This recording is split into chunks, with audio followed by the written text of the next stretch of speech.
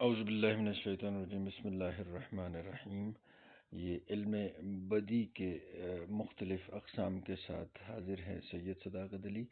آج کے لیکچر میں ہم صنعت تفریق پر بات کریں گے۔ صنعت تفریق کی مثال اور یہ صنعت تفریق کی تعریف ہم کریں گے۔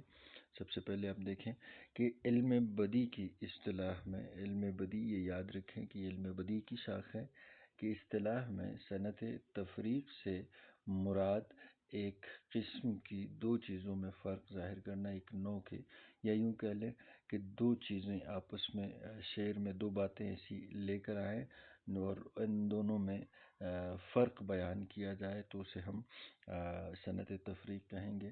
جیسے کہ ذکی صاحب کا یہ شعر ہے، عشق میں نسبت نہیں بلبل کو پروانے کے ساتھ، عشق میں بلبل کو پروانے کے ساتھ کوئی نسبت نہیں ہے، بس یہ کہا جا رہا ہے کہ وصل میں یہ جان دے وہ ہجر میں جیتی رہے، یعنی کہ بلبل ہجر میں جیتی رہے یا پروانہ وصل میں جان دے دے، یہ دونوں کوئی عشق میں، ان دونوں میں کوئی نسبت نہیں۔ بلبل اور پروانہ دونوں کا عشق مشہور ہے، لیکن یہاں شاعر نے مصرع ثانی میں ان کے درمیان فرق کر دیا کہ ایک ہجر میں جیتی رہے اور ایک وصل میں اپنی جان دے دے۔